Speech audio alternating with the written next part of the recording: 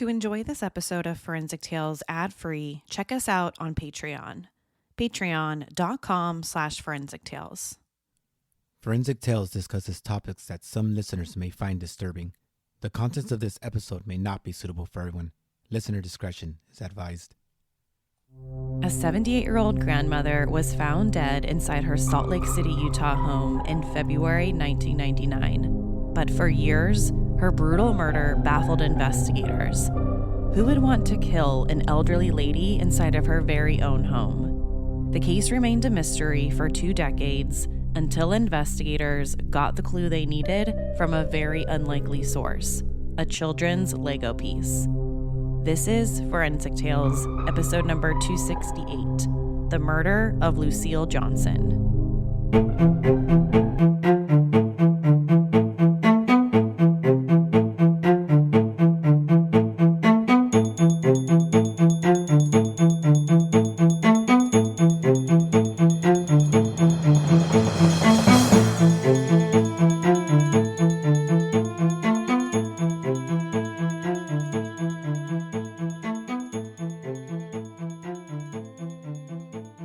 It's February 1st, 1991, in a suburb of Salt Lake City, Utah, Holiday.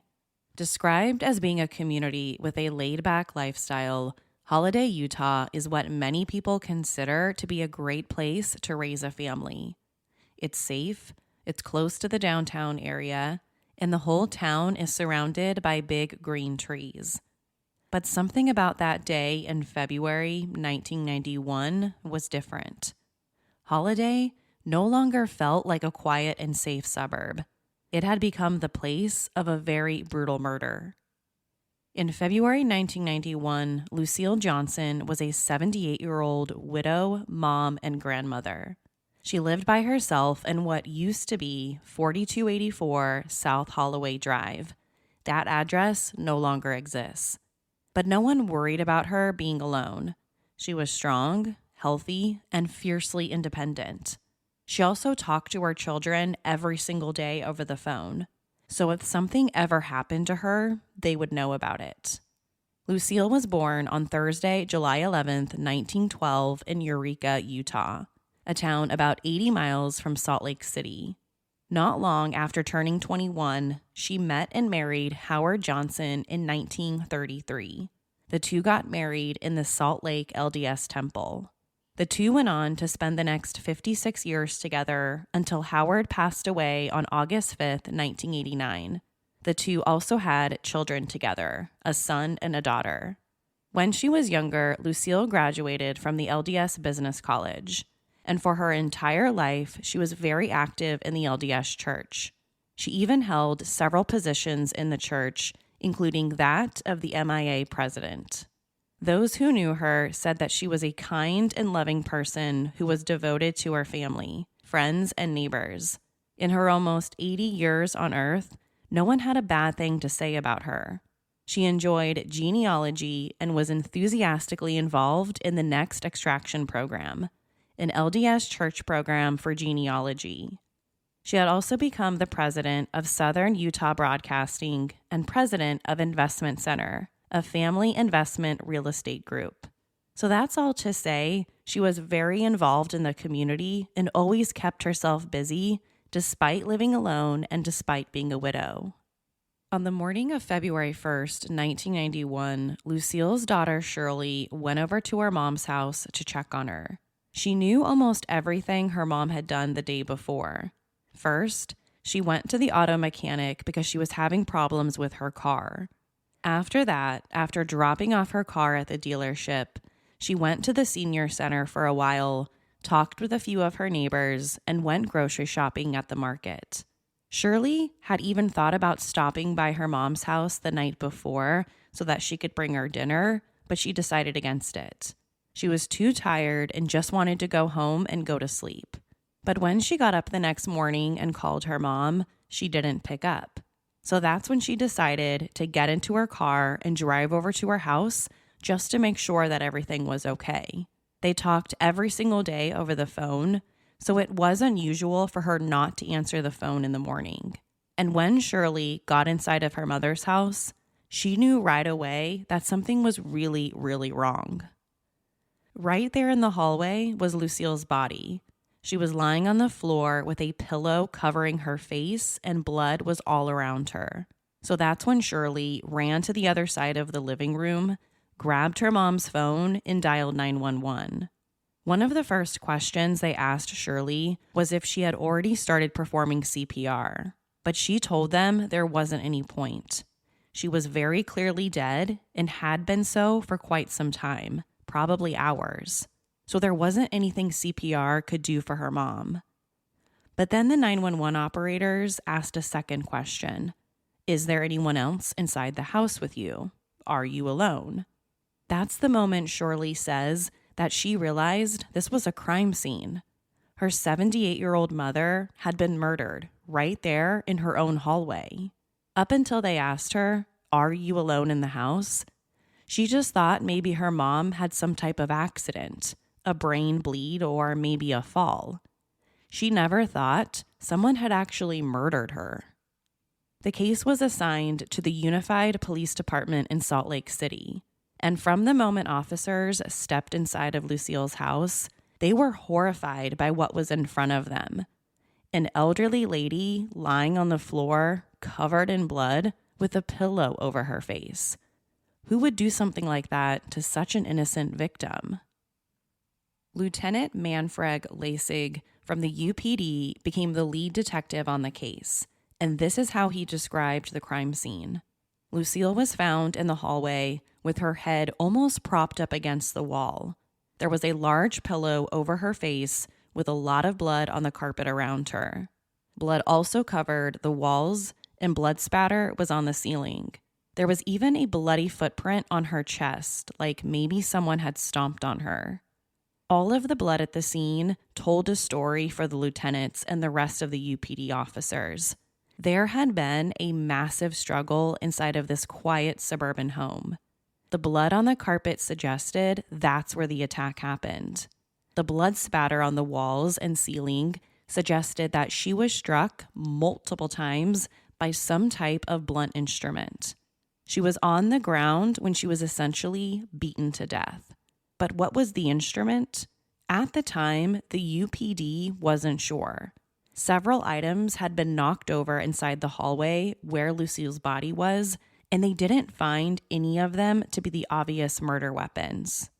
The first theory the UPD came up with was a robbery. They thought maybe this poor woman had been attacked inside of her home for money. But oddly enough for investigators, not much had actually been stolen from Lucille's house.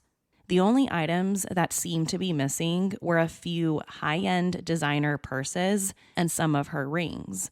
But other valuables were still left behind. Her necklace was still around her neck. She still had her wallet inside of the house. And right there in the middle of the living room were a bunch of children's toys, including a Lego set. These were the toys that Lucille always kept in her house for when her grandchildren came over to play. Now, not that these were valuable toys, but it told investigators just the kind of person that this victim was, a grandmother who had been beaten to death. While searching the rest of the house for evidence, the police noted that the back door was unlocked. And when they spoke with Shirley, Lucille's daughter, about this, she said that was extremely out of character for her mom. Whenever she was home by herself, that back door was always locked. So this seemed to suggest something else to investigators. Lucille let her killer inside. Otherwise, that door would have been shut and it would have been locked. And if she let her killer inside, that also meant she knew who did this to her. The autopsy uncovered even more disturbing details about her death. The first thing the medical examiner noticed were multiple blunt force trauma injuries to her head and her face. There were injuries everywhere. The front of her head, the side, the back. There were injuries covering almost her entire head, including several skull fractures. Then moving down her body to her chest, she had 8 fractured ribs that investigators believed she sustained when whoever did this had stomped on her chest, leaving behind that bloody footprint. But what the medical examiner wasn't able to determine from the autopsy was what type of weapon had been used. It could have been a bat, it could have been a stick, they just didn't know. Beyond the blunt force trauma injuries, there were also signs of strangulation. Then finally, another thing uncovered by the autopsy, this was a rage killing, overkill. Half the amount of injuries that Lucille sustained would have killed her, but it seemed like whoever did this kept going. They just kept on beating her. So was this over something personal? Revenge? Rage? What was all of this about? It didn't seem to be about high-end purses and everything else that had been taken from the home. This seemed to be a lot more personal than that. Lucille's funeral was held 7 days later on February 7th at one of the local LDS churches. Not only did all of her family and friends show up, but complete strangers from the community were there. Even some of the detectives showed up. A 78-year-old murder victim beaten to death inside of her very own home. There was also the thought that maybe the killer would show up to the funeral. If investigators were correct about her possibly knowing her killer and even letting him inside, then why wouldn't he also be there? But no one at the church really stood out as suspicious, except for one person, a member of Lucille's very own family. In the early days of the investigation, the police interviewed all of the victim's family members and some of her close friends to try to figure out if she had any enemies. Was there someone in her life who would want her dead? And fairly early on, a name kept popping up, one of Lucille's nephews. Here's why. According to some of Lucille's family members, her nephew might have had a reason to do something like this. He might have wanted her dead. They said this particular nephew would spend a lot of time over at Lucille's house. Sometimes he was there every single day. The two of them usually worked on genealogy projects together. They were both very interested in doing these things, researching their family history, finding photographs of past relatives, creating family trees. Lucille and her nephew liked to do these things together. But genealogy projects weren't the only thing that they did together while at her house. According to the family, Lucille routinely gave this nephew money. He was sort of having a tough time, and Lucille, being the nice person that she was, often gave him some money. But here's the interesting part. Just 1 week before she was killed, she cut him off. She stopped giving him any money. She told him he could still come over and they could spend time together, but she was done helping him out financially, so she stopped giving him anything. This happened just 1 week before the murder. So now Lucille's family wondered, could this nephew be involved? He's mad that she stopped giving him money, so he went over there and killed her. That might explain two things. One, Lucille obviously knew her nephew, so if he had come over that night, she would have let him inside. That explains why the back door was unlocked when the cops showed up. And number two, the rage, the sheer brutality of the murder. If this nephew was really mad about getting cut off, that could explain the amount of rage in this type of killing. So after investigators heard about all of this, they started to wonder, is there any truth to this theory? Or is it just some family rumors? As it turned out, this relative had an alibi. He was called into the police station and questioned, but he told detectives he was at home all night of the murder and had absolutely nothing to do with this. Then there was the forensic evidence. His shoe prints were compared to the bloody shoe print found on the victim's chest, and they were nowhere near a match. This relative had a completely different size shoe than the one found at the crime scene. So after that, this relative was put to the side. He had an alibi, although it was a weak one, and his shoe print didn't match. So the UPD continued their search for a suspect, and not long after that, they got another tip. Lucille Johnson was murdered in February of 1991.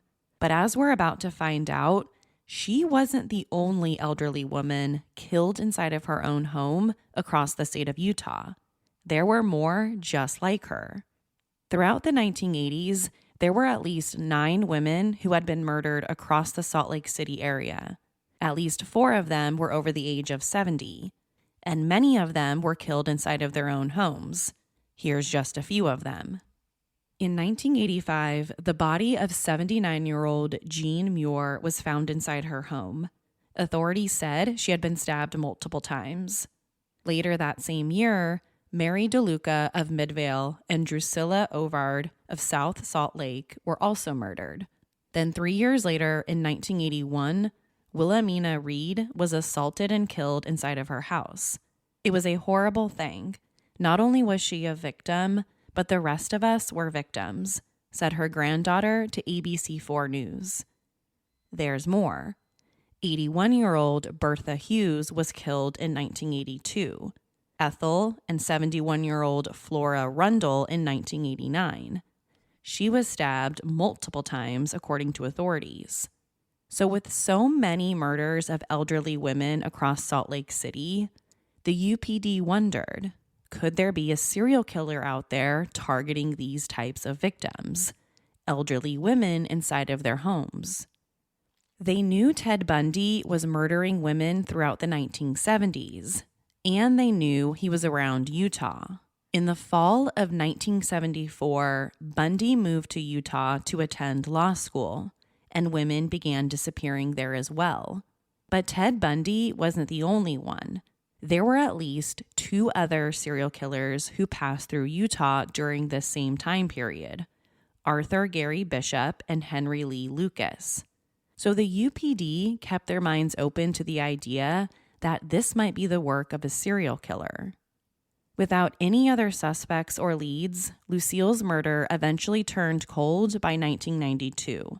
By that point, there were around 200 cold cases dating back to 1975 in Salt Lake City. So this case just became one of them. The leads dried up, and Lucille's case file was boxed up and put into the cold case room. The lack of progress completely devastated family and friends. Not only is it tragic to find out that your loved one has been murdered in such a brutal way, but imagine not even knowing who's responsible.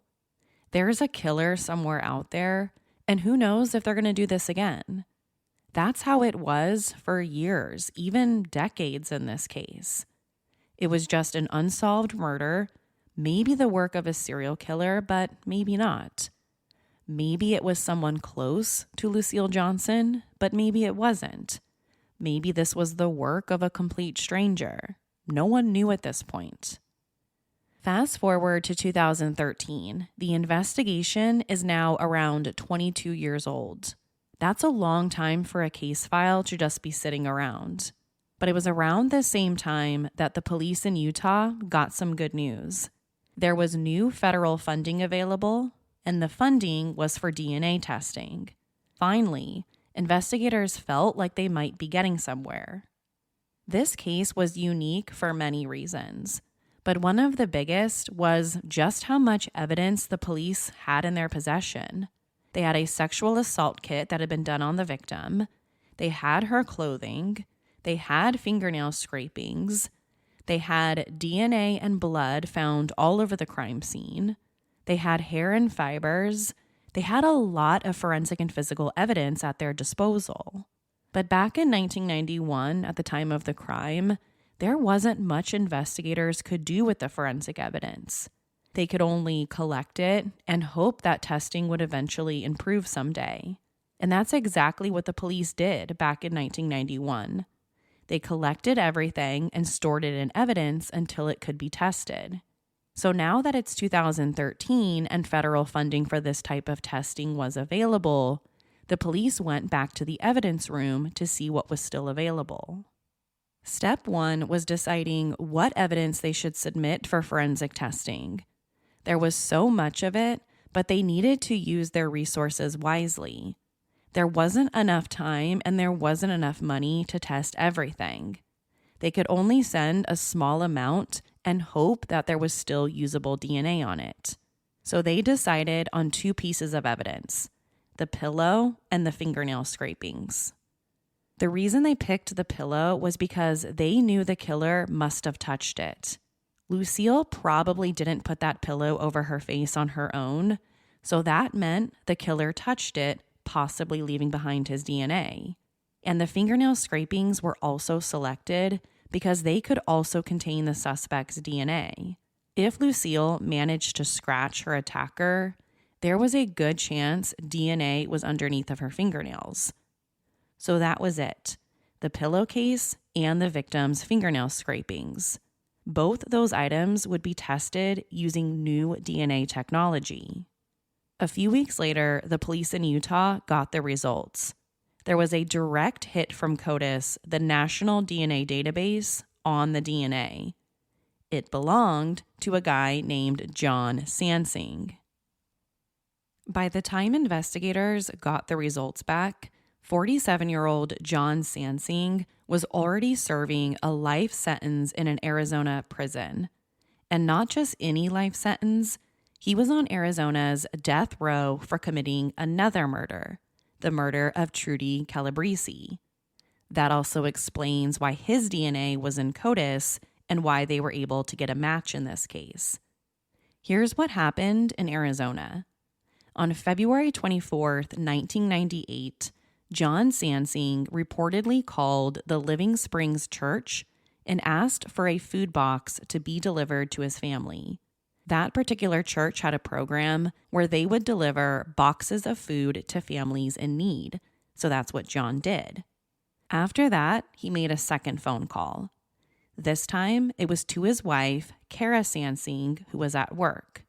John told his wife that he had just gotten his hands on some crack cocaine and that the two of them could smoke it together once she got home from work. He also told her about the food delivery box. He said that one of the church members was going to show up at their house, drop off the food box, and that he was going to rob them to get some more money. The money was going to be used to go buy more crack cocaine. You might have already guessed it, but Trudy was that church member. At around 4 o'clock in the afternoon, Trudy left the Living Springs Church in her truck and headed toward the Sansing house. When she got there, she knocked on the front door with 2 boxes of food. Trudy then chatted with Kara Sansing in the kitchen for a little while John signed the delivery receipt confirming that he received the food. But before Trudy could leave, John grabbed her from behind and threw her onto the ground. Now, if that doesn't sound bad enough, this next part will. John's wife and kids watched as this entire thing happened. He bound Trudy's wrists while she cried out things like, "Lord, please help me," and "I don't want to die this way, but if this is the way you want me to come home, I'm ready." She also reportedly asked John and Kara's children to call the police, but by order of their father, they wouldn't do it. That's also when John ordered the kids to go to the living room and watch TV. After that, he used a club to beat Trudy over the head several times, causing her to pass out. He then took her truck keys and moved it to a nearby business parking lot so that it wouldn't be found out in front of his house. But sometime before he got back, Trudy woke up. Then as he saw that she was awake, he dragged her into the master bedroom where he sexually assaulted her. Again, Kara Sansing, his wife, witnessed the entire rape and did absolutely nothing to stop it. Their kids were also playing in the living room right next door. Once the assault was over, Trudy was murdered. John had taken a kitchen knife and fatally stabbed her in the stomach 3 times. During the attack, he placed a sock inside of her mouth while at the same time securing 2 plastic bags over her head with cords and a necktie. When all was said and done, John Sansing took Trudy's jewelry, left her body in his bedroom, covered it with laundry, and then went out for several hours to go buy more crack cocaine. Later that night, a pastor from the church called the Sansing home looking for Trudy. But instead of getting in touch with her because she was already dead, the pastor spoke directly to John. He told him Trudy never showed up with the food boxes, and he had no idea where she was, and hung up the phone. He even gave the pastor a different address so that he wouldn't know where to go to start looking for her. After that, John dragged Trudy's body from the master bedroom to the backyard and placed her body in a small space between the back of the shed and the fence on his property. He covered her with a piece of old carpet and some other items that he had lying around. Another chilling detail, at least 3 of the 4 Sansing children saw the body behind the shed that night. The next day, Trudy's truck was found in the parking lot near John and Kara's home. And when they searched the inside of it, the police found a piece of paper with the Sansing's correct address on it. So the police went directly to the house, and that's when they discovered the body behind the shed. Within hours, John signed a full police confession saying that he and his wife had killed Trudy. On March 4th, 1998, a grand jury indicted him on 4 criminal counts: first-degree murder, kidnapping, armed robbery, and sexual assault. Then 5 months later, he pled guilty to all of the charges and received the death penalty. His wife, Kara, also pled guilty and received a life sentence. So when detectives in Utah got the results of the DNA testing, the testing that suggested John Sansing's DNA was at Lucille Johnson's crime scene, they felt pretty good this could be their guy. Everything lined up. John is clearly a violent person, and he was known to rob and steal for drug money. But that didn't mean the police's job was done. The police went to speak with John, who is currently on death row in Arizona. But when they asked him about Lucille's murder, he completely denied it, saying that he had nothing to do with it. Yes, he was a convicted murderer, but he denied committing this one. He even told detectives that his lawyer had advised him not to speak with them if they had any questions about Lucille Johnson's murder. So instead of asking him questions about the case, the police asked him just other general questions, trying to place him in the state of Utah at the time of the crime. They asked questions like, where were you living in February 1991, and where did you work? And that's when the police found out that John Sansing actually worked at a car dealership in the Salt Lake City area, essentially placing him in the state at the time. So investigators took this information and discovered that John actually worked at the same car dealership where Lucille dropped her car off the day that she was killed. So now there's a connection. He lived in Utah at the time, and he worked at the same car dealership where the victim took her car to get fixed. It's really not looking good for him at this point. This discovery explains how and where they might have met. The next step for detectives was to figure out exactly how he got inside her house that night. They knew the victim, Lucille, wouldn't just open up the door for anyone. They felt pretty strongly that she must have known her killer, and that's why she let him inside. Back in 1991, crime scene investigators collected several children's Lego pieces from Lucille's living room. They were just lying on the living room floor when they arrived, and they searched the house. This made sense because Lucille always had children's toys out for when her grandchildren would come over and play with them. And on this particular night, there was a set of Legos. Investigators had collected the Legos and put them into evidence, just like everything else. So now, in 2013, the Legos were brought out to be tested. And when they were, they found a fingerprint on one of the pieces. A fingerprint that didn't belong to Lucille or any of her grandchildren. So the police wondered, could that fingerprint belong to one of John's children? They knew his children had witnessed the murder of the church worker, so could they have also witnessed this murder?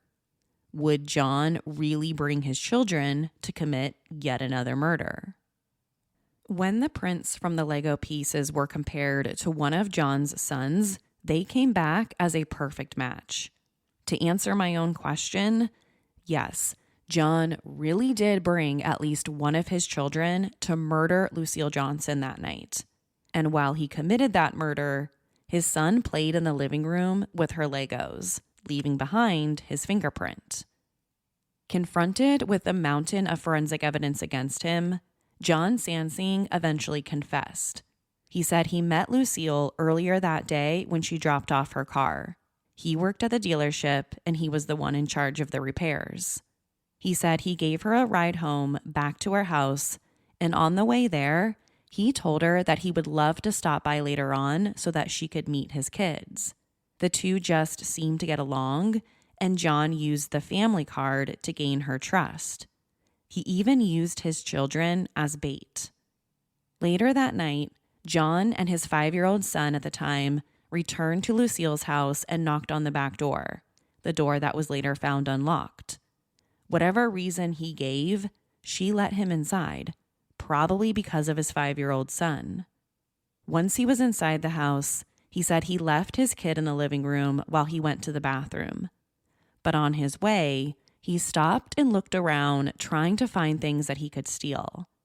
And as he was looking around, Lucille confronted him in the hallway. She knew what he was doing. He wasn't going to the bathroom. He was trying to rob her. So that's when John said he grabbed a crystal vase from the hallway and started beating her over the head until she eventually passed out. He said he only hit her twice, but the autopsy and forensic results suggest otherwise. He also said he only hit her because he, quote, just panicked and he didn't know what to do. He also said that she surprised him when he was trying to steal from her, and again, he just didn't know what to do. So he grabbed the vase and started hitting her. He did this, murdered Lucille Johnson, at the same time that his 5-year-old son was playing with Legos in the living room. He left behind his fingerprint on one of the pieces, and his dad, John Sansing, left his DNA underneath of Lucille's fingernails. His DNA was also found on the pillow that was used to cover her face.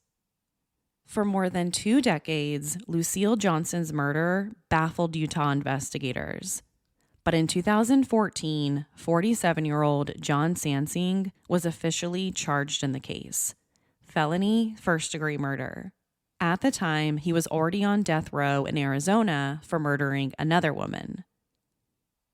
No one but John Sansing knows the motive. Was it robbery? Or was the motive something else? If it weren't for 2 critical pieces of forensic evidence, a convicted murderer may have gotten away with it, leaving Lucille Johnson's family without closure. His DNA was found on the pillow covering her face, and his DNA was found underneath her fingernails. And the Lego pieces found by the front door, scattered across the living room, had John Sansing's 5-year-old son's fingerprints all over them. To share your thoughts on this week's episode, follow the show on Instagram and Facebook. To find out what I think about the case, sign up to become a patron at patreon.com/forensictales. After each episode, I release a bonus episode sharing my personal thoughts. Don't forget to subscribe to Forensic Tales so you don't miss an episode. We release a new episode every Monday. If you love the show, consider leaving us a positive review. You can also support the show through Patreon. Thank you so much for joining me this week. Please join me next week. Until then, remember, not all stories have happy endings. Forensic Tales is a Rockefeller audio production. The show is written and produced by me, Courtney Fretwell.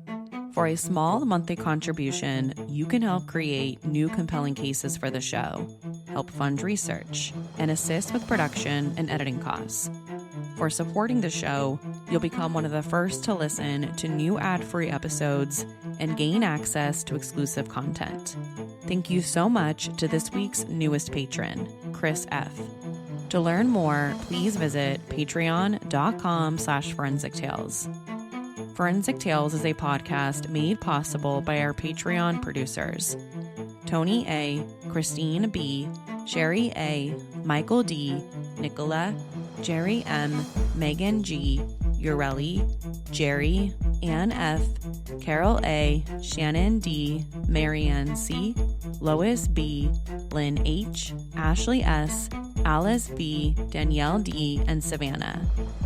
If you'd like to become a producer of the show, head over to our Patreon page or send me an email at Courtney@forensictales.com. For a complete list of sources used in this episode, please visit forensictales.com. Thank you for listening. I'll see you next week. Until then, remember, not all stories have happy endings.